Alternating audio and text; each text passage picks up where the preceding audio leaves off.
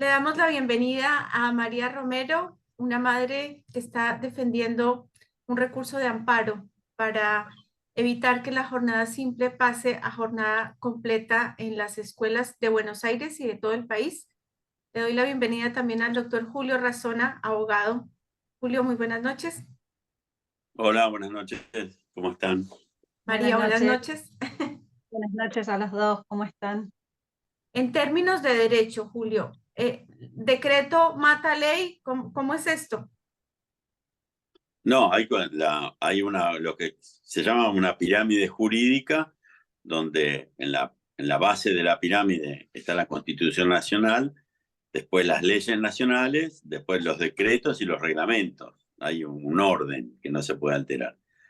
Pero más allá de esto, acá hay una cuestión creo que yendo al fondo de la cuestión, es una, es una mirada que hay sobre la educación muy particular. Nos encontramos ahora con hechos en el ámbito educativo inéditos. Mira, precisamente hoy me presenté como particular damnificado en nombre de padres de alumnos y hemos formalizado una denuncia y hemos acompañado pruebas documental y de audio. Hemos denunciado a una profesora de literatura de un colegio secundario de Necochea por corrupción de menores. Porque se ha dado un caso que es muy particular. Mira, yo hace muchos años que me dedico a la victimología, a asistir víctimas. Nunca vi una cosa semejante dentro de un colegio secundario donde una profesora le ha enseñado a los alumnos prácticas sexuales, profesora de literatura, prácticas sexuales de todo tipo. Les ha enseñado a consumir estupefacientes, los ha incentivado a consumir estupefacientes, les ha enseñado a hacer cócteles con estupefacientes y hasta le ha llevado fotografías de sus amantes desnudos y de prácticas sexuales aberrantes que ella mantiene con sus amantes. Esto bajo el paraguas de la educación. Esta es una cuestión, esto tipifica el delito de corrupción de menores agravado porque es la encargada de la educación de las víctimas y agravado también por amenazas, porque esta profesora le ha dicho a sus alumnos que esto no lo cuenten en la casa, es una típica conducta de estos depravados, que no lo cuenten en la casa porque si no iban a tener problemas en el colegio con su materia. Así que vos fíjate que en todas estas cuestiones que estamos tratando en el tema educativo conllevan el incentivo a este tipo de gente a que utilicen el sistema educativo para dar rienda suelta a estas depravaciones que lamentablemente son parte de los propósitos de la Agenda 2030, que no es más que luchar contra la familia constituida, luchar contra la procreación natural, contra la vida natural, luchar contra la libertad de elegir y fomentar todo este tipo de depravaciones, así como sabemos también que se van a querer legalizar la pedofilia. Bueno, y estos son todos caminos que están utilizando para llegar a ese fin. Pues el panorama, la verdad es que es aterrador y la cuerda, por supuesto, más débil son los propios niños, porque están siendo un botín de guerra. eh, y las madres, que yo creo que cuando hablamos de la comunidad educativa y hemos visto las manifestaciones en Salta y en Jujuy, el gran porcentaje de mujeres que hay, ¿no? Este es un tema en donde está muy involucrada la mujer y a mí me preocupa mucho esa parte emocional, esa expectativa que tenemos las madres de cuidar a nuestros hijos, pero parecería que el Estado no está acompañando este propósito. María, no sé, en diputados, en los próximos días se va a debatir para transmitirle a Julio ese paso que tú diste en diputados. eh, ¿Qué te dicen? O sea, después de eso, ¿qué sigue? Primero viene el debate en la Cámara de Diputados del bloque de diputados de educación, en donde se pasó como proyecto el debate de este planteo jurídico, porque hay más de 20 amparos presentados colectivos, sobre el pase inconsulto y por decreto de jornada simple a jornada completa el 98% de las escuelas de Capital, que como yo siempre aclaro, esta es una decisión que si bien se aplica a mansalva, por decirlo burdamente, aquí en Capital Federal, en realidad ya está firmado para hacerse en todo el país. Entonces, la expectativa está puesta ahora en que los diputados de la Comisión de Educación vean qué es lo que está pasando y entiendan la gravedad de lo que está pasando.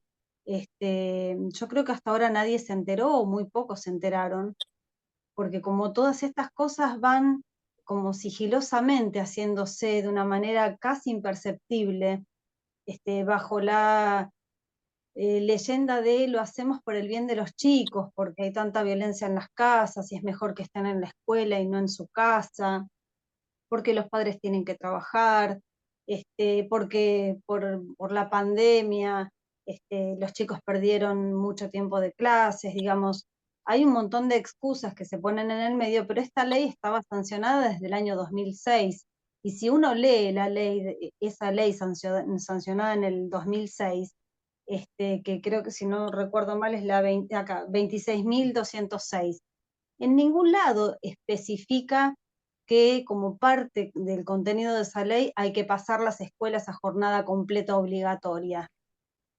Pero la política de hoy en día se basa sobre esa ley, en donde en realidad esa ley decía que la educación tenía que ser, dar igualdad de oportunidades para todos los chicos por igual.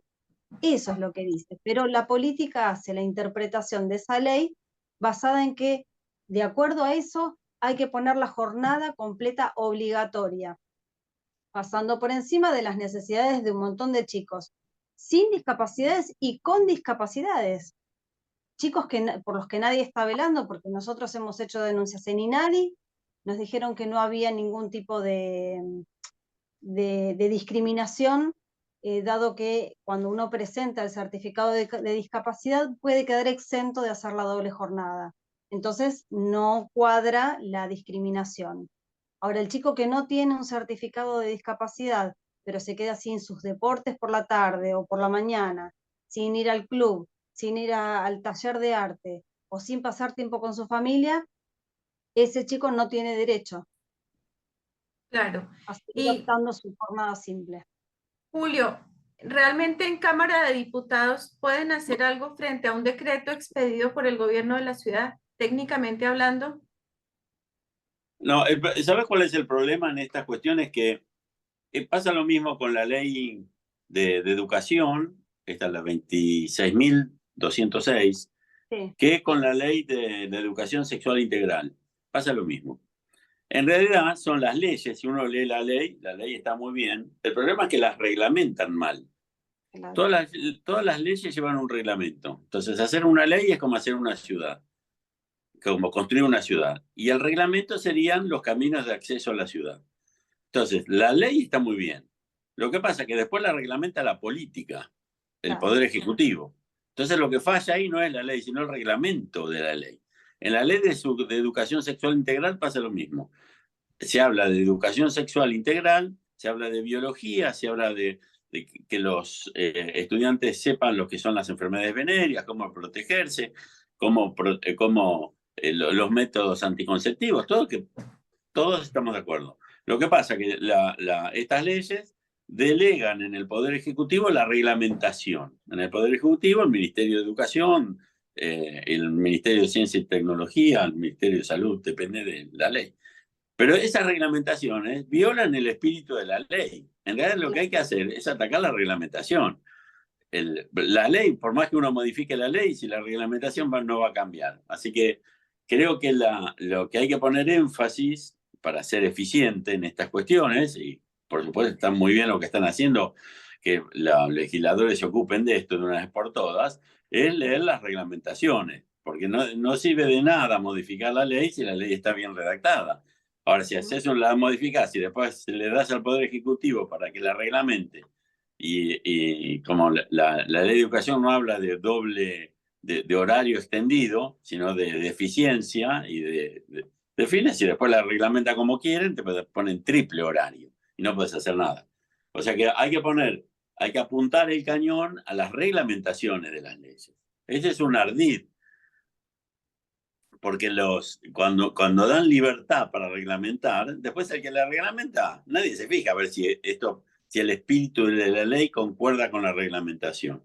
Entonces aparecen estos abusos, ¿no? Abusos, entonces te encontrás con chicos que con doble escolaridad, que en realidad van a perder parte de su vida, de su desarrollo normal, así como te encontrás con chicos que concurren a clases de educación sexual integral dictada por personas transgéneros o chicos que van a la escuela jardín de infantes en educación preescolar, hablando de métodos anticonceptivos o que definen su género.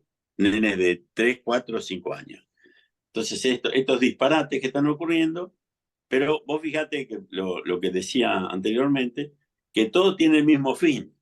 Todo tiene esto de que haya una dispersión de la familia, que no haya control de los padres sobre los hijos, que hacerle creer a los nenes chiquitos que ellos son independientes y que puedan decidir por sobre encima de los padres. En realidad el fin es que haya cada vez menos habitantes. El fin es que no haya procreación, que no haya un desarrollo normal de la familia normal, la familia que contiene, que protege, los padres que guían a sus hijos. Quieren terminar con eso. Eso que ha sido la base de la estructura social nuestra, lo quieren terminar. Y en ese camino son esenciales las mujeres. Las mujeres son las que están al frente, generalmente al frente de la educación y del desarrollo de sus hijos, son las que tienen que tomar la participación activa, como lo están haciendo, e impedir que sigan avanzando estas cuestiones que no hacen más que dañar el futuro y el desarrollo normal de nuestros hijos. Ahora, entre lo que está haciendo María, está haciendo dos cosas. Por un lado, llevó el tema hasta diputados, pero por otro, ella retira a su hijo todos los días. Por más que esté la jornada completa, María está ejerciendo la soberanía como madre y entonces tendríamos que buscar esos caminos, ¿no, Julio? Alternativos. Sí, por supuesto. Mirá, yo en mi canal de Telegram he acompañado modelos para que los padres presenten en los temas de educación sexual integral, presenten notas diciendo que sus hijos no pueden participar de esas clases, donde se aclara en esa nota que se viola el reglamento, la reglamentación viola la ley, y que los padres prohíben que a sus hijos tomen esas clases de educación sexual integral y también se les prohíbe a los directivos que le den documentación o le exhiban videos a los niños sobre estas cuestiones. Este es un derecho que tenemos todos los padres a exigir a los educadores que no se viole los derechos fundamentales de los chicos, que es el desarrollo a un equilibrio emocional y una vida sana. Entonces nosotros tenemos el derecho y tenemos el poder de desobedecer estos reglamentos y estas leyes cuando estas son perjudiciales para los niños. Tenemos el derecho a hacerlo y como padres tenemos la obligación de hacerlo. Porque, repito, la futura normalidad de nuestros hijos y el desarrollo equilibrado depende de estas actitudes que tengamos nosotros como padres. Esa palabra que vos dijiste, Julio, perdón, obligación. Comúnmente los padres no terminamos de darnos cuenta que ser padres de nuestros hijos no es solamente un derecho, sino una obligación. Y dentro de esa obligación está bregar por las necesidades y por la integridad de nuestros hijos. Y en este punto es donde la política se mete sistemáticamente y asusta a las personas, haciéndoles creer que en realidad el Estado está por encima de la patria potestad de esos padres, y no es así. Entonces yo intento permanentemente transmitir este mensaje a los padres para que den un paso al frente, para que se animen, para que no tengan miedo. Y es muy difícil desarraigar ese miedo de la gente a ir contra el Estado, ¿no? Por eso se me venía a la cabeza la teoría de la ventana de Overton, ¿no? Claro, De cómo se viene pergeñando y organizando sistemáticamente determinada idea para hacer que las personas en definitiva terminen aceptando algo que es aberrante desde todo claro. punto de Bueno, vista. pero vos fíjate qué importante es desobedecer y que la gente tome conciencia que la desobediencia es un derecho constitucional y que Exacto, nadie está obligado a obedecer una orden ilegal, o un mandato ilegal, o un reglamento ilegal, porque exacto, la, la legalidad de ese mandato, de esa disposición, termina cuando esa disposición es injusta, es arbitraria o es nociva para los chicos. Nadie está obligado, vos como padre no estás obligado a respetar una norma que sea perjudicial para la salud de tus hijos. Tenés, exacto. tenés el derecho a no respetarla y la obligación como padre, como educador natural de tus hijos, a hacer todo lo posible para que eso se derogue. Y vos Exacto, fíjate qué importante saber que las normas, cuando no se aplican, se derogan por la no aplicación. sí. Hay un montón de leyes que caen en desuso porque la gente no las cumple. Ujú. Entonces, Ese sería es un buen muy camino. importante. Ese Ese es el sería un buen camino. Por camino. eso es muy importante, pero no desobedecer por desobedecer. Por eso es tan importante cuando uno presenta una nota en el colegio, fundar por qué no la respetan la norma. O sea, no porque, bueno, no lo mando al colegio directamente. No, fundarlo y tenerlo fundado porque estás ejerciendo el derecho como padre, como responsable y educador de tus hijos a hacer valer sus derechos. Siempre se habla del interés superior del niño, ¿no? Como algo, una norma constitucional que surge de la Convención Internacional de los Derechos del Niño y del Adolescente. Y ese interés superior del niño, en la práctica es esto, respetar los derechos ese es el interés superior del niño. Todo lo Exacto. demás es una habladuría. Se habla mucho del interés superior del niño y tenés a norma del Estado que lo que menos hacen es velar por el interés de un chico, por su desarrollo. Así que esta tarea que están llevando a cabo es eh, tan necesaria como imprescindible. Pero sería muy importante que pudiéramos, como dice María, quitarle el miedo a la gente de ejercer, de hablar, de mandar una carta. Y yo creo que con una mirada mucho más amplia, todo este proceso también nos está llevando a comprometernos más con los chicos. Es decir, a no aceptar todo lo que viene del colegio, todo lo que viene del pediatra, todo, o sea, en muchos aspectos nos está poniendo realmente en otro lugar como de mayor compromiso. Un ejemplo práctico de aquí hay una escuela secundaria en Mar del Plata, la Escuela de Educación Media número 25, que es la más concurrida de la ciudad. El director de esa escuela, Luis Di Stefano, en plena pandemia se negó, fundado, es un amigo mío, es una persona que piensa como nosotros, y él querían hacer un vacunatorio en su colegio, el más grande de Mar del Plata. Y él se negó a que conviertan su colegio en un vacunatorio y dijo, no, si ustedes quieren vacunar a alguien por algo, no usen mi colegio porque esto no es un hospital y una clínica, usen un centro de salud, porque, porque imponer una vacuna que es experimental en un colegio me hace responsable a mí, y yo no soy médico ni tengo la capacidad para resolver a quién hay que vacunar. Y se plantó ante las autoridades del Ministerio de Salud, por supuesto que en forma verbal le decían que lo iban a echar, que iba a tener problemas, que no iba a cobrar el sueldo. Y en los hechos no pasó nada. Nunca se hizo el vacunatorio en ese colegio y él sigue siendo director del establecimiento sin ningún problema.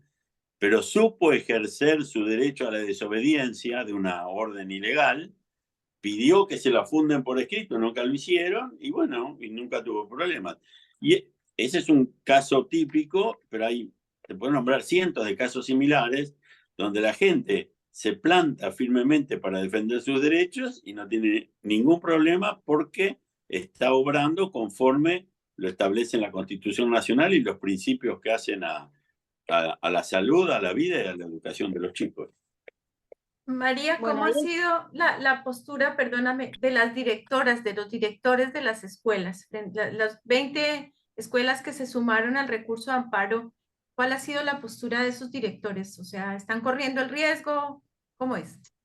Hay de todo un poco, hay desde directoras que han renunciado a su cargo como directoras a partir de este año porque no estaban de acuerdo con esta implementación.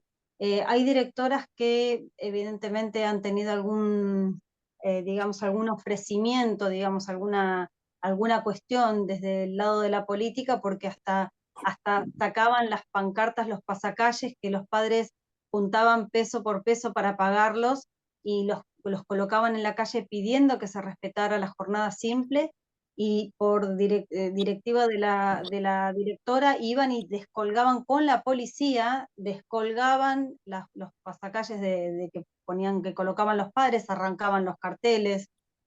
Eh, Hay quienes, bueno, que han juntado, directoras que han juntado firmas de los propios padres, se han enfrentado unos padres con otros, los que sí querían la jornada completa y los que no la querían, juntando firmas unos contra otros.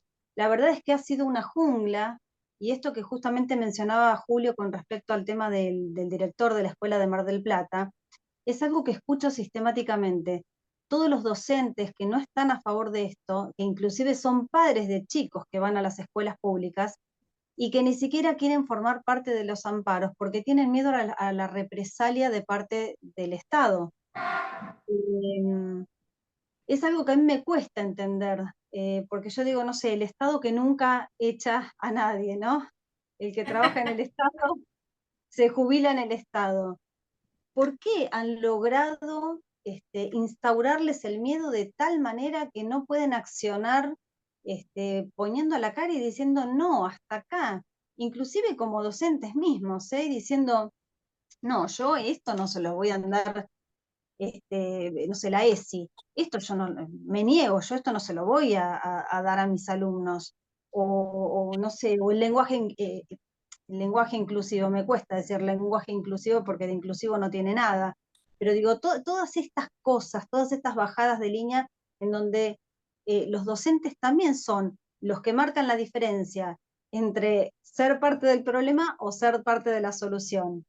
Eh, a mí me cuesta un poco entender, digamos, desde la docencia, por qué le tienen tanto miedo, cuál es el recurso legal que tiene el Estado para amedrentarlos, para perseguirlos, para sancionarlos. Si un docente se niega, sea un director que se niegue a implementar la jornada completa o sea un docente que se niegue a dar una ESI. Bueno, no, Julio, en realidad el Estado no tiene poder sancionatorio, lo que sí, lo que pasa es que la gente a lo que no soporta es la incertidumbre.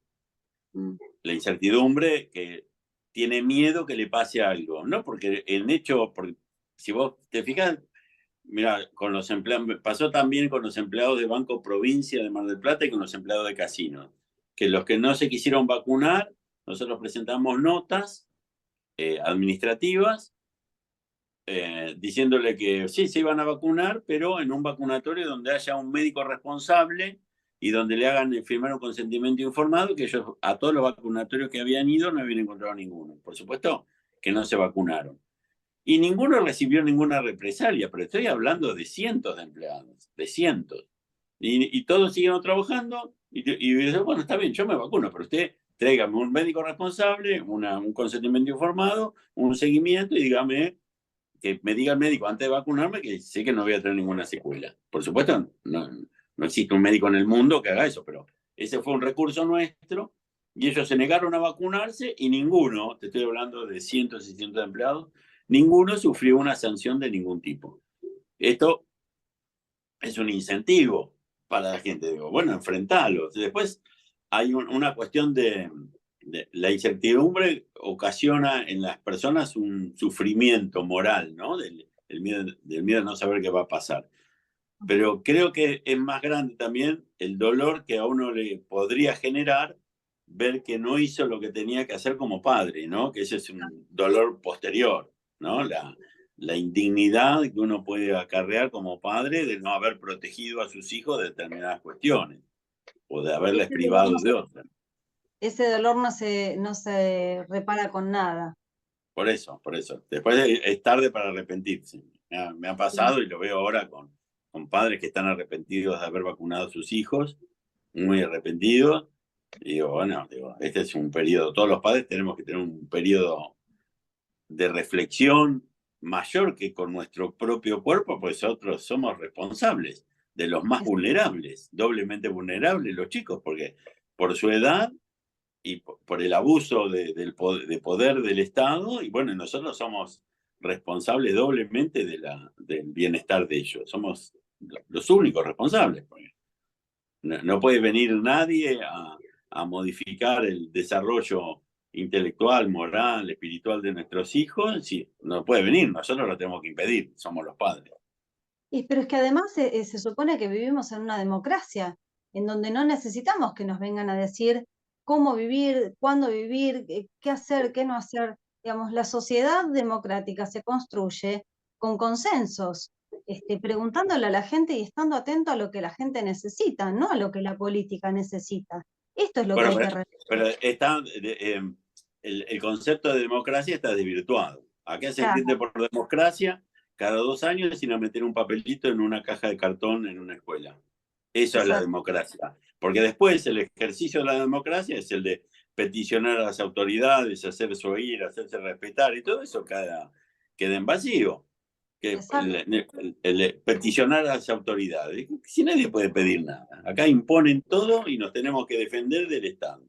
Pues estos principios constitucionales, que como ciudadanos nosotros tendríamos que accionar y el Estado responder, de hecho no ocurre nunca.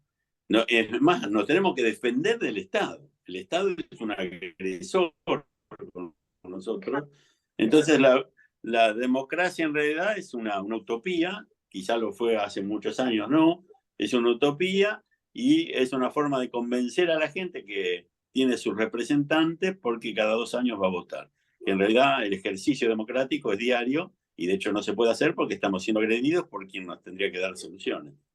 Sí, además que si nosotros no ponemos primera y accionamos ahora, ya en este momento, el famoso tratado que se está firmando, se firmó, eso no lo tengo claro, en la ONU, que se supone que anula la constitución de cada país o la soberanía de cada país, ¿cómo vamos a hacer para decirle no a un tratado internacional que queda por encima de la constitución y de la soberanía de cada país si no somos capaces de enfrentarnos ahora con nuestro propio Estado, con nuestros propios empleados? Bueno, sí, si querés hablamos de eso. El tratado de pandemia Nos todavía... quedan 9 minutos, así que Bueno, sí, te lo hago vámonos por ahí. hiper resumido. El Sí. tratado de pandemia todavía no se firmó. Ah, Solamente está firmado por la Unión Europea, que ellos unificaron su representación en uno solo, que ellos están de acuerdo. El tratado de pandemia lo que va a hacer es que todos los países miembros que se adhieran a ese tratado van a delegar su soberanía sanitaria y por ende su soberanía total a la Organización Mundial de la Salud y por ende a las Naciones Unidas. La Organización Mundial de la Salud es una entidad privada, es una ONG privada. O sea que los estados nacionales van a delegar a una organización privada todo el manejo de su salud y por ende de su economía, de su libertad, de sus derechos. Todas las constituciones son las leyes supremas de cada nación. Nada puede estar por sobre una constitución nacional. Quien entrega la soberanía de una nación comete el delito de traición a la patria. Por eso es tan importante hacerle saber a la gente que los legisladores que entreguen nuestra soberanía o pretendan entregar nuestra soberanía a una entidad particular, de intereses particulares, como es la Organización Mundial de la Salud, están cometiendo el delito de traición a la patria, que la única pena que prevista para ese delito es la de prisión perpetua, artículo 215 del Código Penal. O sea que en el caso que pretendan delegar nuestra soberanía, nosotros como ciudadanos tenemos la obligación, de nuevo, de desobedecer el poder de una organización privada para que nos someta y termine haciéndose dueño de nuestras libertades, de nuestros derechos. Una nota de color que me gustaría, antes de que terminemos, algo que encontré hoy mirando en internet y me pareció maravilloso. La diputada Catalina Buitrago, de la provincia de Buenos Aires, dice, declara su repudio a la resolución 3744/2022 de la Dirección General de Cultura y Educación, y solicita dejarla sin efecto. Es la que establecía la educación ESI en el ámbito de las escuelas a nivel de nivel inicial. Esto la verdad es que me dio una lucecita de esperanza que una diputada haya repudiado esta implementación que se firmó el año pasado, y es del 2023 esta carta, esto que está acá publicado. La verdad es que fue una lucecita de esperanza, porque digo, de a poquito se van como prendiendo luces, ¿no? Sí, pero mirá, ¿sabés? Una cosa que yo estoy viendo con estos casos, como este que les estaba contando de Necochea, calculo más o menos el 95% de los padres y los alumnos están en contra de esto, de la educación sexual integral. Es más, los alumnos que esta misma profesora de literatura les daba textos de índole pornográfico para que los chicos lean, leyeron casi todos el primer renglón y no quisieron leer más.